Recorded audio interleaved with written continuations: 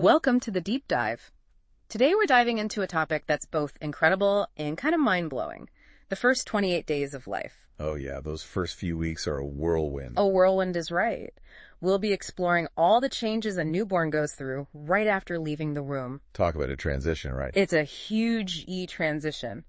And we'll be using excerpts from a medical text all about this newborn transition period. So think of this as a deep dive into the science of how those tiny humans adapt to life outside the womb. You know, it always amazes me how a baby goes from that cozy, protected world of the womb to suddenly having to breathe and eat and stay warm all on their own. It's like they're thrown into boot camp right from day one. Exactly. It's a physiological marathon all crammed into those first few hours. So let's talk about that first hour. What makes it so critical for these little guys? Well, it's a time of massive change. Their circulatory system, their respiratory system, how they regulate temperature, even their blood sugar levels. It's all changing rapidly to adapt to life outside. Wow, so much happening all at once. Huh. And the cardiovascular system, that goes through a pretty dramatic shift, right? Oh yeah, absolutely. Remember, in the womb, a baby's lungs aren't actually functioning. Right, they're filled with fluid. Exactly. So the placenta takes care of everything, supplying oxygenated blood through the umbilical vein. So the baby's blood basically bypasses the lungs completely. Pretty much. It takes this kind of detour around the lungs using special pathways. That's fascinating. How does that detour work? Well, there are these shunts or bypasses in fetal circulation. Three main ones, actually. Right. Okay. Tell me more. First up is the ductus venusus. It lets most of the blood skip the liver, sending it straight to the heart. Superhighway right to the heart. Then you've got the foramen oval. Foramen oval. Now that's a mouthful. It is, isn't it? But it's just a little opening between the two upper chambers of the heart. You know, the atria. This little hole lets blood flow directly from one side of the heart to the other, totally bypassing the lungs. And finally, there's the ductus arteriosus, connecting the pulmonary artery to the aorta. Basically another detour to keep blood away from those lungs. Wow. That's pretty complex. So what happens when the baby takes that first breath, when the lungs finally kick in? That's when things get really interesting. I bet. With that first breath, those lungs inflate. Suddenly, they become the main source of oxygen. This causes a big rush of blood to the lungs and increases pressure on the left side of the heart. Okay, and that pressure change does what exactly? Think of it like a signal. It tells the foramen oval and the ductus arteriosus to start closing up, and that redirects blood flow to those newly working lungs. So it's like the baby's body flips a switch and says, time to breathe. Exactly. Pretty amazing. Absolutely incredible. Sometimes you hear about babies having heart murmurs. Is that related to all this? It can be. Often those murmurs are tied to these changes in the cardiovascular system, especially when the foramen oval is closing. Is that something to worry about? Most of the time, these murmurs are nothing to worry about. They're benign and disappear as the baby grows. Phew. That's good to know. Okay, let's move from the heart to the lungs. How does a newborn actually clear all that fluid out and start breathing air? Well, there's this crucial substance called surfactant. Surfactant. Yeah, it prevents the tiny air sacs in the lungs, called alveoli, from collapsing. Without it, every breath would be like trying to inflate a sticky balloon. So surfactant helps the lungs stay inflated. Right. And you know what's even cooler? For premature babies who might not have enough surfactant, there's a synthetic version we can give them to help their lungs work properly. Now that is incredible. But back to that first breath. How does the fluid actually get out? Well, each breath, even crying, helps push that fluid out and draw air in. So crying's a good thing in this case. Absolutely. It means those lungs are working. A normal breathing rate for a newborn is between 30 and 60 breaths per minute. Anything outside that range could be a sign of trouble. Got it. Are there other signs of breathing problems we should be aware of? Definitely. Things like cyanosis, that's a bluish tint to the skin, rapid breathing, grunting sounds, retractions where the skin between the ribs pulls inward, and nasal flaring. Those all sound pretty serious. Now, I know babies born vaginally get a bit of a squeeze going through the birth canal. Does that help with clearing the lungs? It does. It's nature's way of helping to squeeze fluid from the lungs. So babies born via C-section, they don't get that squeeze. They might need some extra help clearing their airways. That makes perfect sense. Okay, so we've covered circulation and respiration, two big changes right there. What else is going on in this physiological roller coaster? Let's talk about staying warm. Thermoregulation. That's how newborns maintain their body temperature. It's another crucial part of the transition. Let's break that down a bit.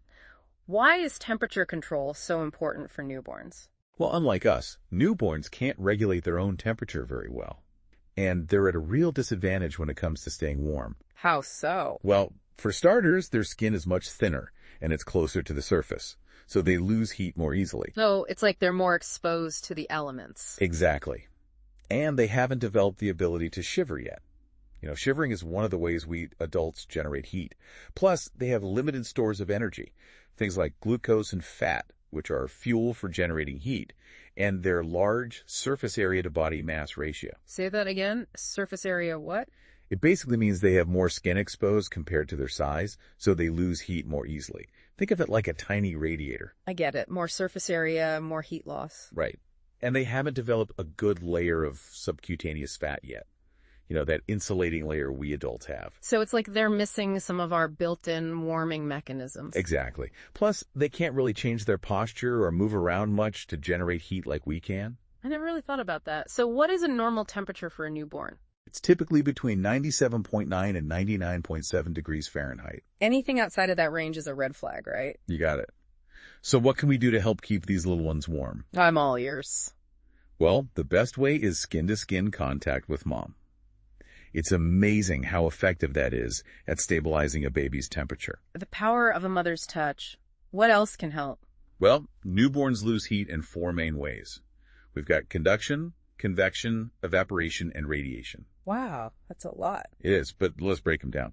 Conduction is heat transfer through direct contact, like a baby lying on a cold surface. Pre-warming those blankets is crucial. Absolutely. Yeah. Then we have convection, which is heat loss through the movement of air.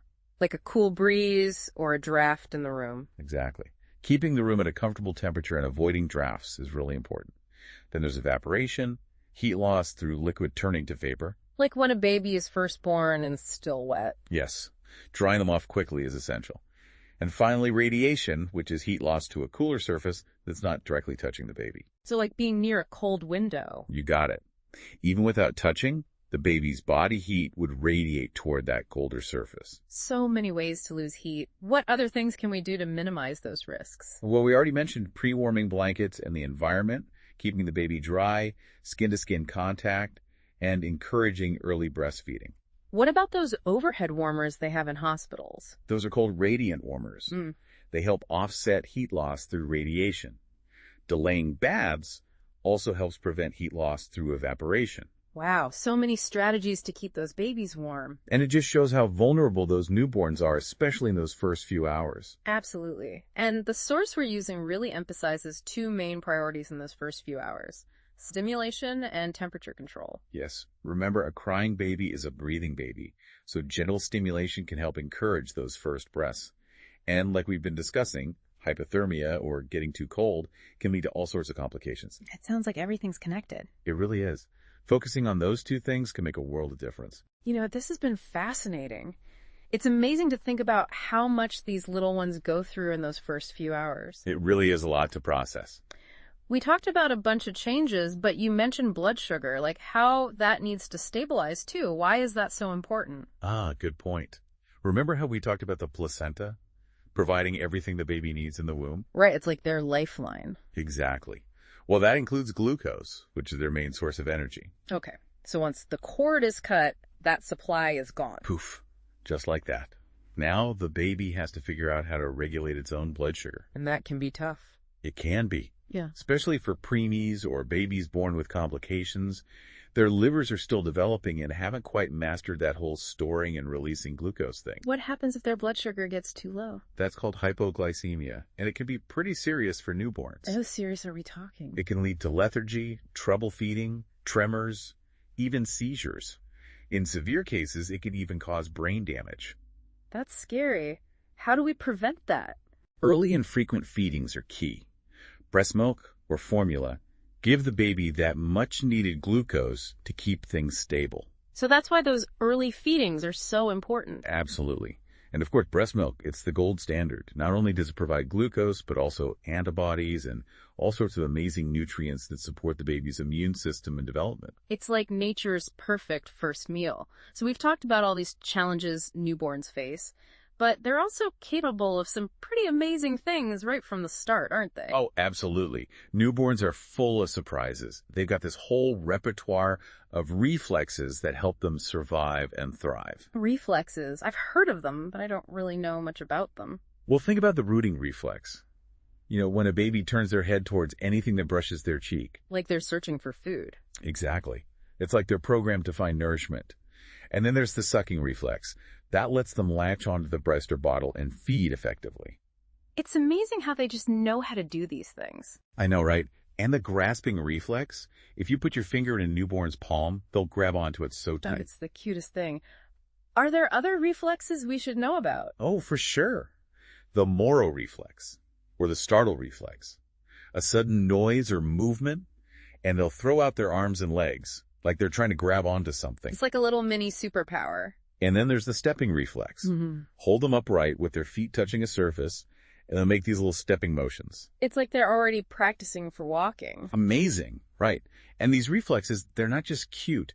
They're also important signs that their neurological development is on track. So if a baby doesn't have these reflexes, that could be a sign of a problem. It could be something that needs to be checked out. Yeah. But in most cases, those reflexes are strong. A testament to just how capable these newborns are. It's really mind-blowing to think about everything they go through right from the start. It is. And we haven't even touched on the bonding that happens between a mother and her baby. The hormones that are released, like oxytocin, create this incredible connection. It's like this beautiful combination of biology, instinct, and emotion. Exactly. It's a powerful reminder that even with all the complexities, there's this incredible simplicity to bringing new life into the world. I love that. It makes you appreciate the miracle of it all even more. I feel like we've just scratched the surface here. There's so much more to this whole newborn transition thing. Oh yeah, we could talk about this for hours. But I know you have a question for our listeners, something to really make them think about what we've talked about today. I do.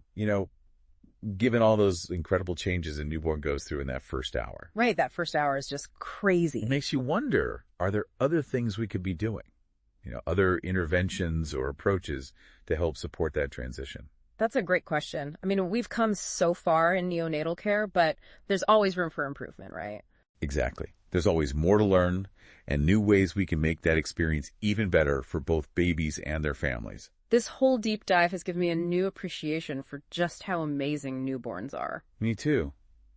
They're so resilient. It's truly a privilege to witness that transformation. It is. And it's a good reminder of just how incredible life is. Well said. Thank you for joining us on this journey into the world of newborn transitioning. Until next time, keep exploring and keep diving deep.